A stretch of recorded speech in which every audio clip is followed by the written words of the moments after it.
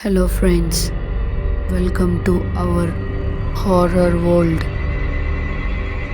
రాత్రి 7:40 కొండల మధ్య వంకర రోడ్డుపై బస్ ఆగింది. Last stop.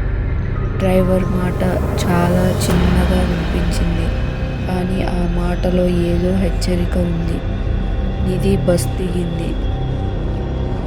చుట్టూ మంచు, చెట్లు మబ్బులో కలిసిపోతున్నాయి.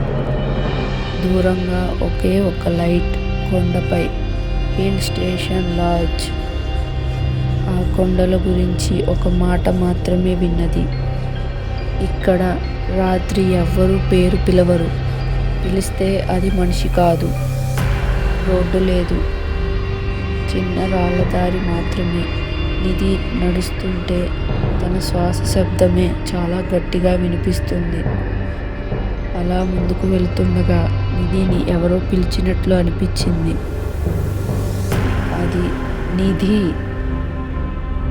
అని చాలా మెల్లగా, చాలా దూరం నుంచి వినిపించింది. ఆ గొంతు తెలిసినట్టు అనిపించింది అని తను అనుకుంది.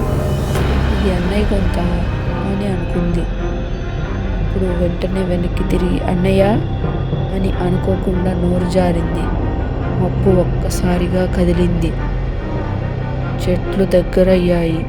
ఆ మాట గుర్తొచ్చింది. పేరు పిలిస్తే స్పందించకూడదు కదా అని అనుకుంది. మెల్లగా ఆ లాడ్జ్ దగ్గరకు చేరింది. లాడ్జ్ తలుపులు వాటంతట అవే తెరుచుకున్నాయి. లోపల లైట్స్ లేవు, కానీ అక్కడ ఎవ్వరూ మనుషులు లేరు. రిసెప్షన్ డెస్క్ మీద ఒక రిజిస్టర్ కనిపించింది.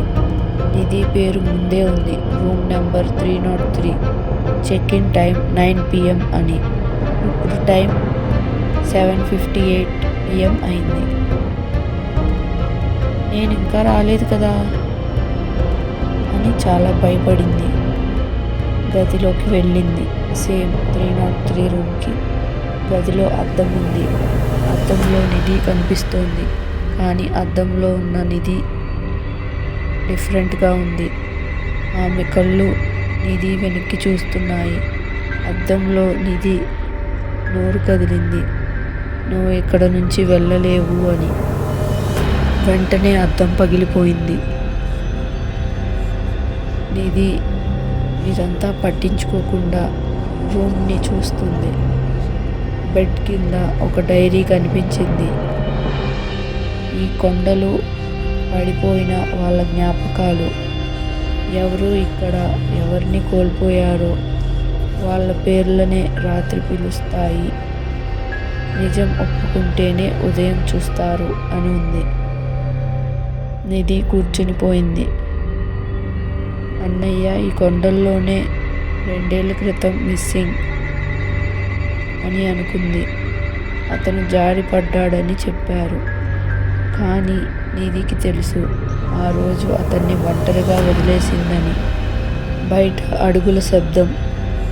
ఒకటి కాదు, చాలా. మబ్బులో నీడలు కదులుతున్నాయి. అన్నయ్య గొంతు మళ్ళీ, నిధి, నన్ను చూడకపోవడమే నీ శిక్ష అని వినిపించింది. నిధి కళ్ళల్లో నీళ్లు. నిధి కన్నీళ్లు ఆపుకోలేకపోయింది. నా తప్పే, నేను భయపడ్డాను అని నిధి అన్నది. ఆ మాట పూర్తవగానే కొండలు గట్టిగా ఊపిరి పీల్చుకున్నట్టు అనిపించింది. లాడ్జ్ లేదు, గది లేదు. నిధి కొండ దిగువ రోడ్డుపై పడుకోనుంది. లోకల్ వాళ్ళు వచ్చారు. వాళ్ళు ఒకరి వైపు ఒకరు చూసుకున్నారు. 303 గది 10 సంవత్సరాల క్రితమే మంచులో కూలిపోయింది.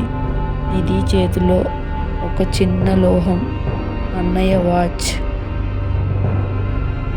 ఆ కొండల్లో రాత్రి మబ్బు దిగితే ఎవరో పిలిస్తే పలకకూడదు.